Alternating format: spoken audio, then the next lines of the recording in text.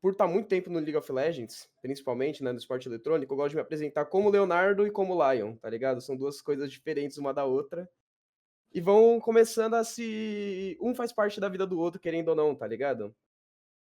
Eh, Hoje eu sou estudante de educação física, né, tô indo para o 3º semestre, já quando sair o vídeo já vai ter começado minhas aulas, vou estar com o tempo apertado. E eu tô no 3º semestre, eu já sou formado em multimídia, né, produção multimídia, tenho curso em fotografia e cinema também, e decidi mudar de área totalmente, porque o esporte sempre esteve muito em contato comigo, né, desde a época da escola, praticava todos os esportes possíveis, já competi em judô, já competi em natação, os interclasses de futebol, vôlei, essas coisas. E tem um irmão mais novo, que ele ficou 4 anos na categoria de base do Corinthians, no basquete. Esse ano ele deu uma parada do basquete, tá ligado? E aí, tipo, a educação física surgiu a oportunidade e eu comecei. E isso eu coloco muito da vida do Lion nesse meio também. Porque em 2013 foi quando eu comecei a jogar LoL, tava na época da escola ainda, né? Tenho 24 anos hoje. E, pô, todo mundo, todos os moleques jogavam, pá, vamos jogar esse jogo, pá, comecei a jogar. Peguei bronze, Uhum. todo mundo, aquele bronzezinho no 2013. E aí lá pra 2015 eu fui na final da PEN contra a INTZ, lá no Allianz, né, sou de São Paulo, no estádio do Palmeiras. Aí, pô, foi um bagulho mágico, tá ligado? Quem tem oportunidade, já foi no estádio, sabe que o bagulho é lotado, todo mundo gritando. Na época não tinha muito essa rivalidade de times que tem que a gente vê hoje no stage, tá ligado? Então, mano, do meu lado tinha torcedor da NTZ, fizeram uma amizade com os caras, da hora. E eu comecei a jogar competitivo, né? Tentar o competitivo. Fui pegar elo de verdade em 2018, onde, se eu não me engano, não existia o GM, né? Era o primeiro ano do mestre, alguma coisa assim. Então o diamante era uma coisa meio que relevante na época ainda. E eu peguei D1 com Mono MF Sup, de cometa. Eu fui top 1, top 2, tipo, por muito tempo de MF Sup na época. Tentei competitivo, não deu tão certo. Em 2019, eu voltei para a faculdade, né, de produção multimídia, que eu tinha parado. E eu comecei a trabalhar como coach. Passei como coach da Coyotes na época. Era um time bem conhecido no Tier 3. O Tier 3 era mato nessa época ainda. Duas pessoas que eu passei lá foram o Super Clever, que tem hoje tá no CBLOL, e o Aituza, que tava no split passado, tá ligado? E comecei a curtir essa ideia, fiz umas amizades no meio, o Meta também, que cheguei a conhecer ele. No final do ano eu tive a oportunidade de ir pela Operation Kino, tá aqui a camiseta. A gente foi pra Superliga. E, cara, o que eu posso dizer? Foi uma experiência muito boa ao mesmo tempo que ela foi muito ruim, tá ligado? Por quê? O que aconteceu? A estrutura da Operation Kino tava muito fraca. Tipo, a gente não tinha GH, não tinha Office, não tinha nada. Os moleques vieram pra São Paulo. Tinham que dormir na casa de amigo, na casa de conhecido. No meu time passou o Chiari, Eras, os Teus são os mais conhecidos assim. E foi uma experiência muito difícil, porque a gente tomou um WO no primeiro dia. E o WO foi por conta que a gente não tinha conta da Riot, tá ligado? Que a administração precisava pegar, não pegaram, pá, tomamos WO. E foi muito conturbado e tal. A gente jogou a segunda semana contra a Falcão, que tava com um investimento muito pesado no LoL. Tinha acabado de entrar no LoL, tava com um investimento muito pesado. Na época tinha o Sertúlio na line. Não vou lembrar os outros players hoje, tá ligado? Que eu sou muito fã do Sertúlio. E, cara, a gente tirou um 2-1 deles, tá ligado? Tipo, eles ganharam de 2-1, mas a gente tirou um game deles. E foi um momento muito emocionante. Tipo, pô, o esporte é maluco, tá ligado?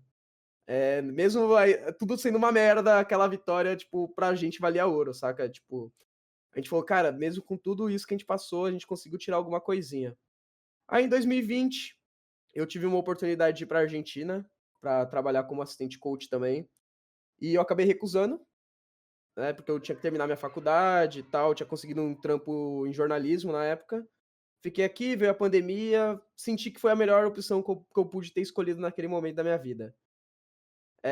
2020 eu montei uma organização também de Tier 3, não foi muito pra frente, porque não tinha mais aquela parada do Qualify, que voltou, né, nesse último split, e provavelmente vai voltar pro T2 agora.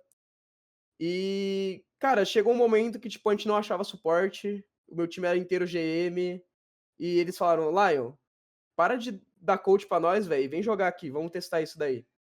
Aí eu gostava muito dos moleques, pá, joguei, joguei até o meio de 2021, onde a gente se separou. A gente voltou a jogar no final, né, de 2021, jogamos até metade de 2022, e aí paramos de vez. Foi onde eu parei de trabalhar com competitivo, foquei na fotografia. E no ano passado, no meio do ano passado, eu entrei nessa faculdade de educação física e surgiu a oportunidade de trabalhar como coach de Pokémon Unite, tá ligado?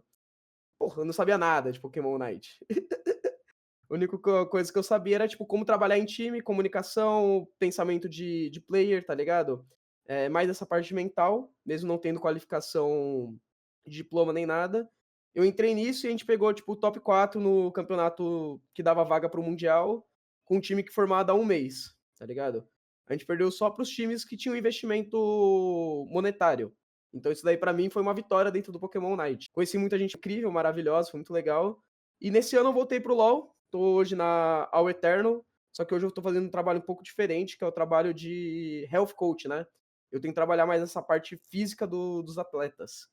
E aí é nisso que eu tô me focando hoje, eu quero fazer minha faculdade pra isso. Acho que é isso aí, Piratão. Eu tentei dar uma encurtada aqui. Não, não precisa encurtar não, mas com uma puta trajetória, hein, Line? É, então. Então, entrando na parte de educação física, qual é a importância de uma rotina de exercícios físicos para jogadores de esportes, especialmente considerando as longas horas sentadas e uso contínuo de teclado e mouse? Ótima pergunta. É uma coisa que não existe uma resposta específica para isso, né?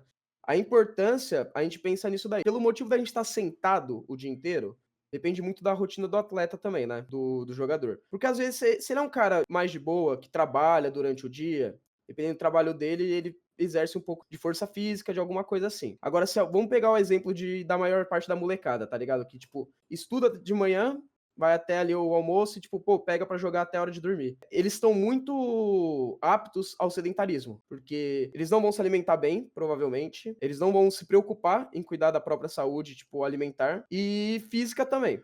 E ele fica, tipo, sentado, não é uma posição tão boa pra gente se manter o dia inteiro. Pode acarretar erro de postura. Ainda mais essas cadeiras gamers, que, pô, a gente acha que ela tem a tecnologia específica pra, tipo, curar os nossos problemas, né? Tipo, não teremos mais problemas se a gente comprar uma cadeira gamer. Só que quando a gente começa a estudar isso, mais a gente vê que, pô, uma cadeira de escritório já é melhor. Então, por essas longas horas sentadas podem dar dificuldade, né? Na postura deles, principalmente. Dores na lombar, dor nas costas, mau jeito constantes, enfraquecimento de membros, né? Perna, pulso, já chego na parte do pulso e do braço, e principalmente bem na cervical, na parte do pescoço aqui também. Existe o método do tamanho certo, correto, para posicionar o nosso mouse, posicionar o nosso teclado, o nosso monitor, e muitas vezes o moleque ele não tem essa oportunidade. Às vezes ele joga tipo na mesa de casa, de jantar, que ela é um pouco mais em cima, e ele fica com o braço aqui, ó, o ombro nessa posição. Então depende muito de caso para caso. E sobre o uso de teclado e mouse, a gente pode pegar muito exemplo do que aconteceu com o Faker no ano passado. Eu pesquisei pra caramba pra ver, tipo, qual era a lesão que o Faker tinha específica. E eu não achei, né? Não saiu na mídia isso. Mas o que ocorre com ele, ocorreu com um dos players que era desse meu outro time, que é o Yagi. Ele, no ano passado, ele tava reclamando de muita dor no braço. Vinha desde os dedos dele até o ombro dele, essa dor. A primeira coisa que a gente pensa, pô, tendinite, né? Que já é o mais conhecido. E não era tendinite, era uma outra coisa, na qual o braço dele tinha a idade de uma criança de 3 anos, né? A força física do braço dele, dos músculos dele, era de uma criança de 3 anos. E aí a gente pega o histórico do Yagi, que é a questão, tipo, ele nunca praticou exercício físico, desde, tipo, 6 anos, 7 anos de idade dele, ele sempre foi de jogos. Quando ele terminou a escola, tipo, passava 20 horas jogando LoL, por, tipo, muitos dias, né, meses da vida dele, chegou até bater um ano dele jogando essa rotina maluca. Então, uma coisa que hoje eu busco estudar isso, até converso com alguns professores meus, como que a gente pode resolver. Uma das maneiras de resolver é a musculação, né, não é a única, mas é a mais fácil e desde a pandemia, a gente tem uma crescente muito alta, pessoas indo para as academias, né? Por conta muito da imunidade que a gente adquire e também por conta dos problemas pós a você pegar a doença, né? Falta de respiração, você perde muito músculo quando você fica internado também. Então, tipo, as pessoas começaram a buscar, A né? palavra que você está procurando é sequelas? Isso, as sequelas. As pessoas elas estão indo atrás da academia, então quando eu começo a trabalhar com o jogador, eu falo: "Pô, a parte mais fácil dele querer ir fazer é ir pra musculação". E quando a gente começa a treinar musculação, tem diversas partes boas na nossa vida. A gente vai começar a se sentir mais disposto, principalmente. No ano passado, foi dado o aval para que doutores, né, da área da psicologia pudessem indicar o exercício físico como tratamento também para algumas doenças, como a depressão, a ansiedade. Alivia tanto a parte mental, tanto a parte física, tanto fortalecimento específico. Um teste que eu tentei com o Yagi, né, ele falou: "Mano, eu não tenho dinheiro para pagar personal, tal, o que que eu posso fazer?" Eu falei: "Mano, vamos tentar dar uma fortalecida no seu antebraço, já que o problema foi no antebraço, vamos tentar fortalecer ele". Então, por mais que o treino dele, eu dividi entre peito e tríceps, costa e bíceps, que é o básico, assim, da educação física hoje, eu sempre colocava o exercício de antebraço para ele. Em questão de 2 meses, mais a fisioterapia que ele teve, o braço dele já voltou, ele consegue ficar as horas que ele precisa dentro do computador e não sente mais dor. Só que aquela coisa, não era necessário ele fazer a fisioterapia, se ele tivesse começado a tratar isso daí desde cedo. Então hoje eu busco trazer isso para os meus jogadores. Eu não quero que eles se lesionem para precisar de fisioterapia. Eu quero trabalhar isso antes, entendeu? A gente falou disso num podcast uns tempos atrás. O profissional de saúde dentro do esportes, ele vem mais como preventivo do que paliativo, né? Então ele vem antes de Exatamente. acontecer o problema do que depois de acontecer o problema. Sim, exatamente. É isso que eu tô buscando hoje, tô estudando, tô tentando implementar para os moleques. E além disso, a gente pode entrar nesse assunto um pouco depois, eu também pego a parte de transformar eles em atletas, né, que é uma coisa que falta muito hoje. A gente falou um pouco de lesão. Qual que é o tipo de lesão mais comum, as lesões mais comuns nos jogadores e como que eles podem evitar isso? Então, a lesão mais comum é a tendinite. Ela vem através dos movimentos excessivos, né, iguais. E como que a gente pode evitar isso? Tratando cedo, é uma maneira boa. Às vezes a gente tem aquela dorzinha e a gente fala: "Ah, essa dor aqui não é nada, é só um dia que eu fiquei a mais". E isso daí vai escalando e pode vir uma tendinite a partir do momento que você tem a tendinite, tipo, dificilmente você não vai ter mais tendinite. Você vai começar um trabalho de tratamento dela, mas ela realmente não tem a cura exata dependendo de onde ela pegar, entendeu? A tendinite é uma coisa que eu vi muito comum são as pedras nos rins, também, pela falta de mobilidade também, pela falta de água, de, tipo, não se hidratar. E às vezes a pessoa tá jogando, ela começa a segurar também a urina, isso daí pode atrapalhar. E a gente entra em outro, que é a infecção urinária. Também já vi muitos casos disso. Muitos jogadores meus, ou até mesmo eu já tive uma vez. Então são os maiores cuidados que a gente tem que tomar. E aí aquela coisa, né? Sempre se policiar e se preocupar com a própria saúde. Alimentação, hidratação, o mínimo de exercício físico, por mais que você faça 15 minutos, já é alguma coisa. Então essas aí são as mais conhecidas, que mais tem casos hoje no esporte eletrônico. Pelo menos do âmbito do LoL, né, que é a parte que eu mais estudo, assim. Você falou também da ergonomia. Como é que a ergonomia influencia a saúde dos jogadores e a performance? E quais são as suas recomendações assim para deixar a estação de jogo o mais ergonômico possível, assim, dentro das limitações que a gente sabe que existe? Ah, beleza, boa pergunta. Quando a gente fala de ergonomia, é aquela coisa, a gente tem a maneira de deixar melhor e mais confortável para a gente, mas não significa que, voltando no assunto, né, não significa que ficar 20 horas sentado seja não existe uma maneira de você ficar 20 horas sentado de uma maneira saudável. Então, quando a gente começa a pensar em ergonomia, depende muito de jogo para jogo, porque, por exemplo, quando a gente pega o CS, os jogos de FPS, eles têm muito costume de deixar a tela muito brilhosa na sua frente e a tela ela vem para frente. Então você fica meio que de cara com a sua tela. Nesse momento, não importa onde a tela esteja, você vai estar um pouco inclinado para cima dela, né, que não é a melhor maneira de você ficar. Então a gente pode começar a trabalhar principalmente nas cadeiras. Algumas cadeiras elas têm um apoio de trás da lombar, é um apoio bom. E só que uma coisa que os players costumam muito é dar essa descida aqui, ó, na cadeira e se inclinar um pouco para trás. Isso aqui é bom se você fica nessa posição. A partir do momento que você começa a focar no jogo e você vem para frente, e você não tem mais esse apoio de trás, todo o seu peso tá vindo daqui, você começa a dar problema na sua lombar. Então, tipo, vem muito do policiamento também dos atletas e dos atletas aprenderem como eles têm que se portar na cadeira. Sempre vim atrás disso. E uma coisa muito boa também é o o aquecimento. A gente pode colocar alguns exercícios da própria calistenia, usando vassoura em casa, um exercício que ele é mais ou menos assim. Você traz a vassoura aqui e você fica com o braço aqui. Isso faz o seu busto vir para trás, né, a parte do peitoral, e você volta a sua postura perfeita, ereta. Uma caminhada também é muito boa para os players, para eles se movimentarem as pernas. Hidratação também sempre muito importante. E quando a gente começa a falar de campeonato, essas coisas, o principal são a altura dos equipamentos. A mesa ela não pode estar muito para baixo, nem muito para cima. Ela tem que estar 90 graus do seu cotovelo, para você apoiar da cadeira o seu cotovelo em 90 graus e você movimentar o mouse e o teclado dessa maneira. O que dificulta um pouco isso, ainda mais em campeonatos que não são, né, do sistema profissional, é que quando a gente coloca uma mesa desse tamanho, dificilmente os monitores eles vão chegar à altura que eles deveriam. Então, por isso que muitos monitores hoje eles vêm através daquele suportezinho que fica na parede. Com isso você consegue trazer o monitor na altura que ele deve estar, porque se você fica muito com o rosto assim, olhando para baixo, vai trazer aquele malefício que eu falei na cervical e na nossa coluna. Então, o certo é 90 graus aqui embaixo e você olhar reto para a tela. Você ter a visão completa periférica da tela, olhando em 90 graus também.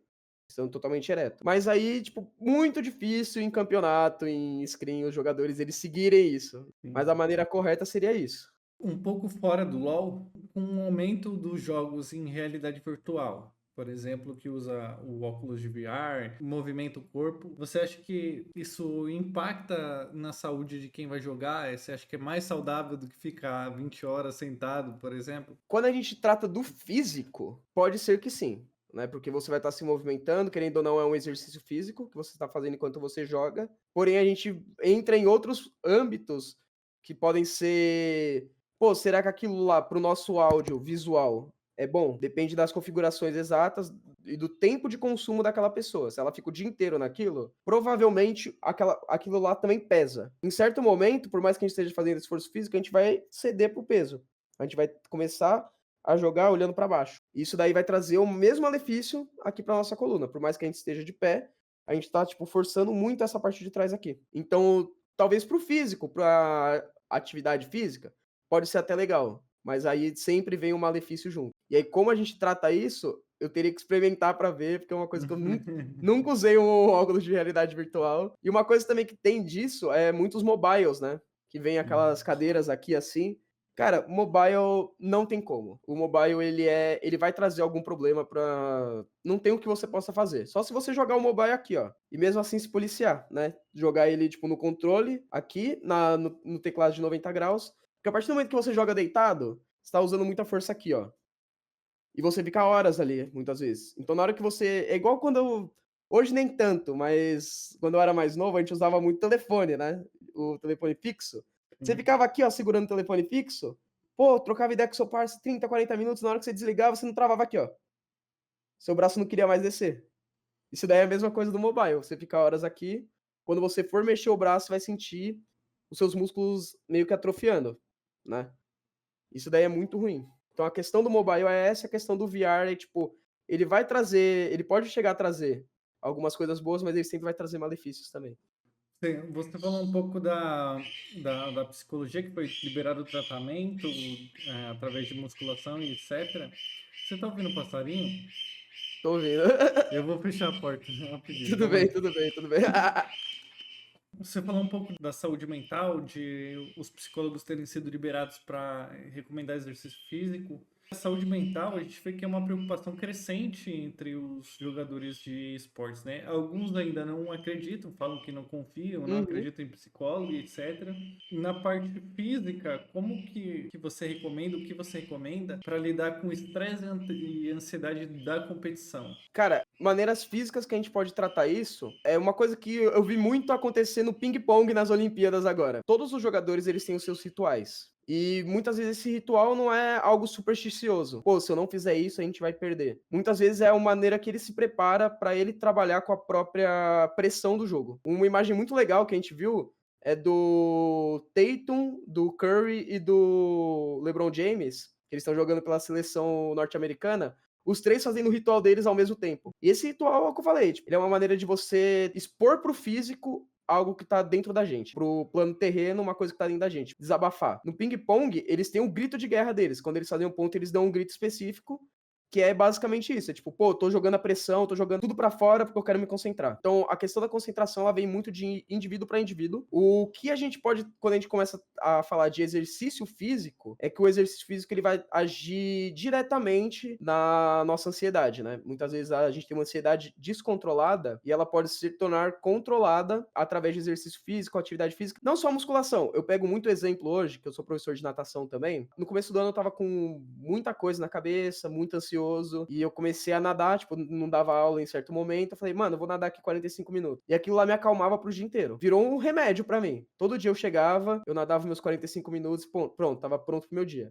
Tava pronto pra jogar, tava pronto pra trabalhar, pronto pra tudo. Ele age diretamente nessa parte de ansiedade descontrolada. Mas quando a gente fala de uma ansiedade pré-jogo, é uma ansiedade diferente, né? Existe ansiedade boa e ansiedade ruim. Ela é inata no ser humano. É uma coisa que eu estudei muito na faculdade até o momento. E trago conteúdo sobre isso também. Provavelmente depois que eu terminar minha faculdade, eu vá para essa área também da psicologia do esporte. Mas é isso, tipo, a ansiedade ela é inata, a ansiedade, existe ansiedade boa e ansiedade ruim. O que é uma ansiedade boa? É exatamente essa ansiedade antes de uma prova, antes de um campeonato. É aquela ansiedade que, pra mim passar nessa prova, eu vou ter que estudar mais. Então, é uma ansiedade que faz você estudar mais. Ela começa a se tornar ruim quando você fica tão ansioso com essa prova que você não consegue mais estudar, porque a ansiedade tomou conta. E aí é onde a gente começa a procurar os especialistas dessa forma pra gente trabalhar essa ansiedade ruim. Mas a ansiedade, ela sempre vai estar lá, entendeu? Uma nutrição pode influenciar o desempenho dos jogadores. E existe uma dieta específica ou suplemento que se toma que é melhor, que ajuda a se concentrar mais? Eu não vou ter a resposta completa dessa pergunta, mas eu posso falar algumas coisas aqui sim. Uma vez eu passei com uma psicóloga e ela falou pra mim as frases que mudou a minha vida completamente. Ela perguntou se eu me alimentava bem. Eu falava, porra, tô na psicóloga, não tô na nutricionista. Por que ela quer saber se eu me alimento bem? Aí eu falei, não, eu me alimento mal. Aí ela falou, e sua cabeça tá bem? Eu falei, não, minha cabeça tá mal. Ela falou, então, a gente é o que a gente come. Se você se alimenta de porcaria, você provavelmente vai estar uma porcaria.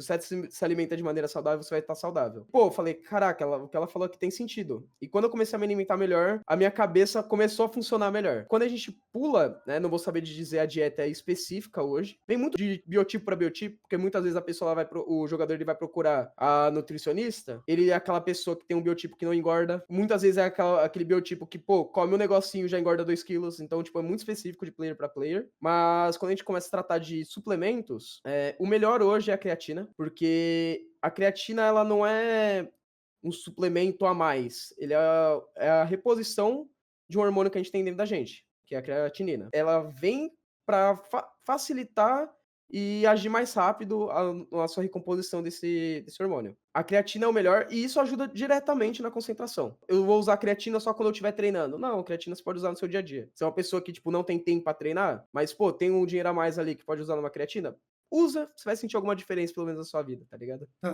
você tinha falado também um pouco sobre o aquecimento, deu até um exemplo do aquecimento usado na calistenia. Qual que é o papel do aquecimento antes e depois das sessões de jogos? E tem algum exercício, fora aquele que você já exemplificou, que você sugere para os jogadores se aquecerem? Principalmente algumas orgs, a maioria que tá no sei lá, o Série A aqui da Liga GG, eles jogam 2 blocos de screen. Eles passam São pelo pelo menos menos 5 horas, 6 horas na frente do PC, fora as horas que eles ficam jogando solo kill também. sim, então, assim, tem alguma recomendação? Quando a gente fala do físico, principalmente em épocas que estão muito frio, é sempre bom a gente fazer algum aquecimento para nossa mão, para a gente não entrar no jogo frio, né? Para a gente buscar também o nosso 100% dentro de jogo, já entrar aquecido dessa maneira, da maneira física. Coisa que a gente pode usar, aquela bolinha, né, que é usado muito para idosos, que você pega a bolinha aqui e fica apertando. Exatamente. Ela é muito boa. Tem alguns equipamentos específicos que ele serve para aquecer, né, a mão também. Um exemplo muito engraçado foi quando, logo no começo do CBLOL, quando o BRTT voltou, não sei se você chegou a ver isso, que ele foi pego com a mão lá no amigão, e aí ele falou, pô, não tinha um negócio, tinha que aquecer a mão, foi ali mesmo, né, falou brincando. Eu não lembro o nome do equipamento, mas ele serve para isso também, para aquecer a mão. Uma coisa muito interessante também, é uma ferramenta que a gente usa fora da academia, que ela é tipo um gatilho, né, que você segura uma parte dela com o dedo e a outra aqui você faz aqui, ó. Funciona da mesma forma que a bolinha, mas ali você consegue medir o peso, então, tipo, Você consegue usar como exercício dentro de casa, é muito bom para aquecimento também. Cara, o alongamento, ele é sempre muito importante, porque, pô, a gente não sabe quantas horas a gente vai ficar sentado. Pode atrapalhar, né? Pode dar uma cãibra, então, tipo, fazer um aquecimentinho básico, ó, aqui. O aquecimento básico é muito bom também. E fora isso, seria coisas mais pra, tipo, habilitar foco, né? Foco, disciplina, essas coisas. Mas os físicos mesmo, mais importantes são esses. Eu usei bastante esse também, o do meu antebraço. Porque Ah, ajuda, o ajuda. meu pai era professor de Kung Fu, né? Então usava bastante isso porque eles fazem muita flexão e a flexão ela trabalha o tríceps e do Uhum, peitoral, né? Em algumas sim, situações. Mas aqui vai ficando fraco e aí não vai aguentando o peso do peito, né? exatamente. Então ele usava esse equipamento para compensar. Eu conheço bem. O meu pai tinha, a gente apertou tanto que ele começou a soltar a borrachinha aqui, porque protege, Nossa, né? foi até o final. Sim. Com a crescente conscientização sobre saúde e bem-estar nos esportes, como você vê o papel dos treinadores físicos na formação de equipes de esportes? De esportes eletrônicos, no caso. E esportes, né? Ah, Não beleza. esportes. A gente pode pegar muito o exemplo da Europa aqui. A Europa é, tipo, conhecido por terem os melhores educadores físicos, pessoas trabalhando na área da saúde dentro dos times, né? Então, tipo, os poucos conteúdos sobre isso saem, então a gente fica só com o que sobrou deles lá. Eles trabalham uma questão que eu vi muito importante, que, tipo, zero trabalhada aqui, eu não consigo ver nenhum time trabalhando.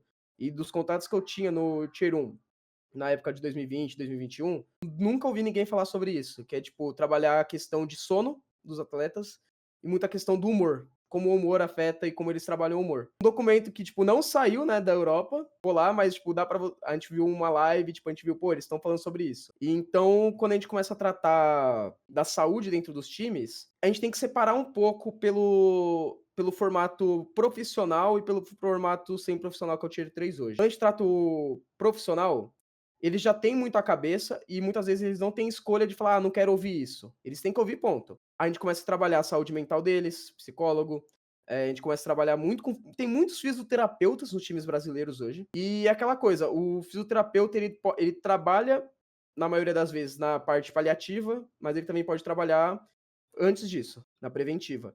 Então eles trabalham muito disso e um trabalho que vem muito dos fisioterapeutas também é esses aquecimentos pré-jogo, atividades pré-jogo, ativações de foco e disciplina para os jogadores entrarem no campeonato mais tranquilos, sem muita coisa passando pela cabeça deles para eles focarem 100%. Quando a gente trata o Tier 3, o semi-profissional, primeiro que a gente está pegando moleques que estão na escola, ou estão acabando de sair da escola, ou pessoas que não têm tempo, né? Acontece muito hoje, tipo, o moleque faz faculdade, trabalha e vem e o resto joga LOL. E, tipo, eles não têm essa visão do quão a saúde é importante, porque o tempo que eles têm, eles querem focar no LoL. Eles acham que, tipo, 20 horas de LoL vai fazer eles melhorarem, né? E às vezes é muito pelo contrário, às vezes 20 horas de LoL tá fazendo você piorar dentro do jogo. Então a gente precisa primeiro a fazer eles entenderem o que é ser um atleta. O esporte hoje, ele não é só ganhar, ele é muito perder também. A gente precisa fazer eles entenderem esse processo de perder e ganhar, porque acontece muito em muitos times do Tier 3. Entra no campeonato, perde o campeonato, dá desbande. Acontece muito. Já aconteceu diversos times que eu estive, eu já fui uma dessas pessoas, às vezes não saber lidar com isso, com a derrota, não saber lidar com a pressão de um campeonato também, porque às vezes muitos campeonatos são tiro curto, então você tem que estar no seu 100% todo jogo, às vezes você vai jogar 5 jogos no dia. Você começa a trabalhar coisas fora de LoL, fora de físico mesmo, e começa a trabalhar muito o mental dos jogadores, para eles entenderem o que é uma rotina de atleta, que é o mental de atleta. E quando você fala, pô, vamos ser atleta, que ser atleta é saudável. A gente vê que ser atleta e saudável muitas vezes não estão na mesma frase, né? A gente pode pegar o exemplo do Phelps. Desistiu, tipo, a gente viu que o cara tinha depressão, a porra toda, e é o maior medalhista olímpico. Vamos ser igual o Phelps, a gente vai ser saudável. Cara, você não vai ser saudável, você vai ser um atleta. Então a gente tem que trabalhar, ao mesmo tempo eles entenderem o que é ser um atleta, a gente precisa da sua saúde em pleno equilíbrio para você conseguir trazer o 100% de você nos jogos. A parte dos profissionais de saúde hoje são muito essas. Trabalhar não só o corpo, mas o mental dos jogadores. E quando a gente traz pro Tier 3, ensinar os jogadores ao que é ser um atleta. e deixar de ser um jogador de solo kill, por exemplo. No podcast de segunda-feira, a gente falou sobre o desband do Tier 3, né? Porque a gente todo dia, a gente que tá no Tier 3, a gente acorda todo dia e Uhum. não sabe se a gente vai jogar screen ou vai dar desband. Então, Exatamente. até brinquei com um meme que existe na internet aí. Hoje é screen ou desband misterioso? Lá, aproveitando que você falou de sono, Aham. você pode falar da importância do sono para os jogadores de esporte eletrônico e como a privação de sono pode afetar o desempenho? Uma coisa que eu vejo muito nos jogadores de LoL, que eles não têm uma rotina fora do jogo, né? Não é aquele moleque que precisa ir pra escola ou aquele moleque que precisa ir pra faculdade. O moleque só tá jogando LoL o dia inteiro. É quase unanimidade que o horário deles é uma bagunça total. Pergunto, que hora você vai dormir? Entre meia-noite e 6 horas da manhã. E que hora você acorda? Ah, entre meio-dia e 6 horas da tarde. Às vezes tem dia que eu vou dormir, tem hora que eu vou dormir, dia que eu vou dormir 9 horas da noite. Não dá pra você trabalhar com isso quando a gente fala de uma rotina. Tem moleque que fala assim: eu durmo, mano, da meia-noite, mais 6 horas eu tenho que acordar pra trabalhar e vou jogar e tal. Aí a gente entra numa questão muito importante, a qualidade do sono. Às vezes a pessoa ela dorme 10 horas, só que ela dorme 10 horas acordando muito, ou não entrando no sono profundo, né, no sono pesado. Sempre, tipo, qualquer barulho acorda e tal. E às vezes o moleque ele dorme 6 horas, só que, tipo, mano, são as melhores 6 horas do dia dele. Se a gente pegar o cara que acordou 10 horas da manhã e o cara que acordou 6, quando a gente chega lá no jogo das 18, o cara que teve a maior qualidade de sono, que foi o de 6, ele tá performando melhor. Então a qualidade de sono é muito importante. E aí a gente coloca a montar uma rotina é muito importante para a qualidade do nosso sono. Porque se a gente deixa o nosso sono trabalhar quando ele quer, às vezes a gente tá com sono, a gente fala, eu vou assistir um videozinho aqui, um TikTok. Aí você pega ali o que é 5 minutos, vira 2 horas. Então você já estraçalhou o seu sono ali naquele momento. Então, tipo, a rotina ela é muito importante para você controlar o seu sono. E a questão do sono ela é muito importante por conta da qualidade dele. Você precisa estar descansado para você exercer 100% das suas funções motoras. Se você não está descansado, você não vai conseguir exercer isso. Quando a gente trata de esportes, eles são 100% funções motoras. A informação o tempo todo na nossa cabeça, tudo que a gente vê, o que a gente ouve. A gente tem reflexos, que são jogos muito rápidos, plays muito rápidas. A gente tem que estar ligado com isso, ligado com o nosso físico. Então, se o seu sono foi ruim, provavelmente naquele dia o seu desempenho vai ser muito ruim também. É que o sono ele é muito importante pro reset do nosso cérebro. Todo dia o nosso cérebro ele acumula várias informações e no final, quando a gente dorme, ele começa a guardar as informações dentro dele. Existe memória a longo e curto prazo. Então, se a gente está com sono desregulado, vai começar a desregular esse tipo de memória também. Um exemplo meu mesmo, que eu pego, é que eu tinha insônia e eu fui tratado com Zolpidem. Não sei se você já ouviu falar desse remédio. Sim. Se já usou esse remédio. E, cara, o Zolpidem, não vou falar do efeito que ele dava na hora, vou falar o efeito que ele dava depois. Não existia memória a curto prazo. Às vezes eu tava trocando ideia aqui com você, eu virava aqui pro lado, quando eu voltava, eu já não lembrava o que a gente tava falando. Comecei a falar, cara, esse remédio pode estar mexendo nisso. Quando eu parei com o remédio, minha memória a curto prazo voltou. Quando a gente trata sono, é muito importante a gente tratar ele da maneira correta. Eu sou o maior inimigo dos médicos hoje, tipo, posso ser cancelado por isso, eu até quero. Muitos médicos, eles vão pela maneira fácil. E o médico que passou por mim foi disso. Tem problema com sono? Toma Zolpidem. Pô, eu dormia. Legal. Mas depois de um tempo, minha memória ficou horrível. Eu acordava totalmente indisposto. Minha ansiedade aumentou horrores. O principal foi que depois de um tempo, o remédio parou de ter efeito, pô. Eu tomei tanto Zolpidem que eu comecei com meio comprimido, depois de um tempo fui para um comprimido inteiro.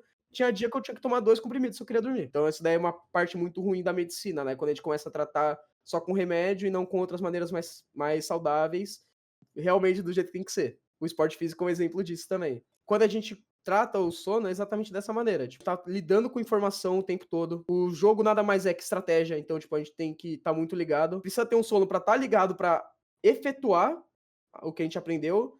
E o nosso sono tem que estar regulado para a gente conseguir guardar o que a gente aprendeu. Senão a gente não vai guardar e, tipo, no outro dia o pessoal... Você vai lembrar que foi falar daquilo, mas você não vai lembrar 100% do que foi falado e, tipo, às vezes é muito importante isso também. Então o sono, ele tá muito ligado a essas duas coisas. E lá na psicologia a gente estuda muito o sono também. Eu tenho problemas com sono. Eu tinha, né? Agora eu trabalho igual um escravo, eu não tenho mais. Aí chega, já tá morto, já quer... Eu tô aqui com os olhos pretos, ó. Aham. Não, eu É. sei como é. Mas o que foi recomendado pra mim foi a melatonina, né?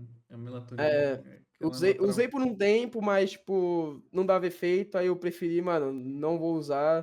Se tiver um dia que minha insônia atacar, tipo, eu fico sem dormir mesmo, é mais saudável, né? O Sim. problema, O problema é quando eu fico muitos dias sem dormir, mas, tipo, nunca me ocorreu também. Seguindo para o final aqui, quais são as Uhum. suas previsões para o futuro da saúde no esporte eletrônico, considerando tanto os avanços tecnológicos quanto as mudanças na prática de treinamento e competição? Vou dar um exemplo disso, pegando da pandemia. A área da educação física, ela tá crescendo muito hoje em dia. A pandemia, ela foi horrível, né? Tipo, todo mundo sabe.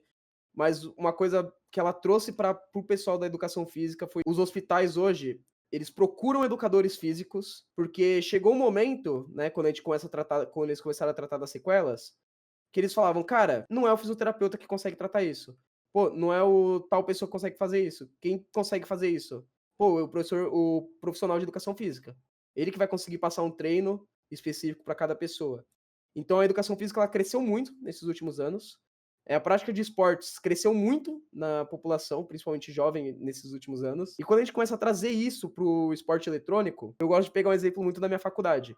Eu entrei na faculdade falando, cara, pô, eu venho da multimídia, mano. Eu venho da fotografia. O que, que eu tô fazendo? O que, que eu vou estar fazendo lá? Fui profissional de esporte eletrônico, de LoL. O que, que eu vou estar fazendo lá? E, cara, quando eu gosto de anime, o que eu tô fazendo lá? Quando eu cheguei lá, eu percebi, mano, muita gente joga hoje em dia. Tipo, essa questão da educação física, a gente, antes de eu entrar mesmo, tipo, no ano passado, eu tinha muito esse estereótipo. Tipo, mano, vai ser um monte de moleque que saiu da escola agora, que gostava de jogar bola, querendo fazer educação física pra qualquer coisa. Existem pessoas assim dentro da faculdade? Existem. Mas existe muita gente que, tipo, tem uma visão diferente. Conheci pessoas que querem ir pro clínico, conheci pessoas que querem ir pra psicologia depois, conheci pessoas que querem ir pra arte. Então, tipo, a educação física hoje abrange muita coisa. E quando eu trato de esporte eletrônico, eu comecei a ver muitas coisas que eu via na aula, que eu posso trazer pros moleques hoje em dia. O exemplo que eu dou sempre disso, que o pessoal na minha faculdade, tipo, não ligou pra quando a gente teve essa aula, que a gente tinha uma matéria que chamava esportes e lazer. E aí o pessoal fala, ah, mano, eu quero trabalhar com academia, eu quero trabalhar com alto rendimento. Pra que eu vou querer saber de esporte de lazer? E aí a gente começa a estudar o lazer, a gente começa uma teoria que eu acho que ela não vem só da educação física, ela vem provavelmente da psicologia também, que é a teoria do tempo livre. A gente começa a estudar essa teoria e, cara, a teoria do tempo livre age de forma exata, certeira no esporte eletrônico. Tipo, a gente começa a separar a nossa rotina e a gente separa um tempo pra treinar e um tempo pra descansar daquilo que a gente tá treinando. E quando a gente descansa, muito da nossa ansiedade,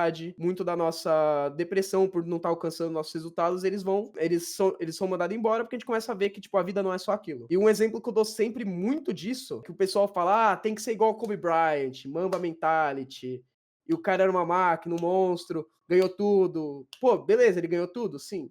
Só que a gente, quando eu começo a ver o Kobe Bryant, eu falo, cara, ele era uma anomalia. Ele não era desse mundo, ele era tipo uma anomalia. E eu gosto de pegar muito exemplo do Joe Kick. É do Dallas? Deixa eu procurar aqui. É o Nikola Jokic. Hoje ele tá no Denver Nuggets, que ele foi no... Nessa última temporada não, né? Na temporada retrasada ele foi o MVP da NBA. Campeão da NBA, tipo, por muito. Quando o cara foi dar a entrevista, que ele tinha ganhado, ele deu uma entrevista puto da vida, triste.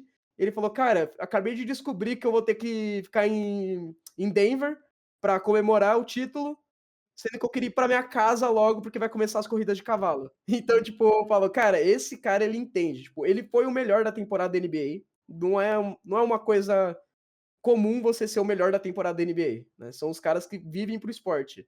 E ele vive pro esporte, só que ao mesmo tempo ele entende que o esporte não é a vida dele. Então, tipo, essa separação faz ele ser um cara, tipo, incrível e, tipo, um jogador, um capitão, um cara fenomenal no que ele faz. Eu quero trazer muito disso pros jogadores de LoL hoje, principalmente do Tier 3, porque eles acham que se eles ficarem 20 horas, eles vão melhorar. E muitas vezes é o que faz eles piorarem. Eu tenho no meu time hoje, o nosso jungle, o Shaka, ele já abriu pra gente, ele teve um caso de burnout por conta de League of Legends. Quando ele entrou em burnout, dali pro resto foi só decadência da carreira dele, né? Do estilo de jogo dele. Foi quando ele parou, ele entendeu, ele começou a trabalhar melhor. E quando ele trabalhou melhor, ele, tipo, passou o pico que ele tinha alcançado quando ele ficava 20 horas. O que eu quero trazer hoje para os meus jogadores do Tier 3, e principalmente estudar mais e estar lá no Tier 1 dia, é exatamente isso. É fazer o meu player estar 100% todo dia. Ele conseguir entregar o 100% dele todo dia. Pra quando ele chegar e a gente perder, que vai acontecer, né? Eu não vou sempre ganhar na minha vida. Quando eu perder, a gente poder falar, eu dei o meu melhor. Então eu tô feliz com isso. Pegando exemplo das Olimpíadas, o arqueiro, né? Que tá na semifinal, nas quartas de final, não lembro agora.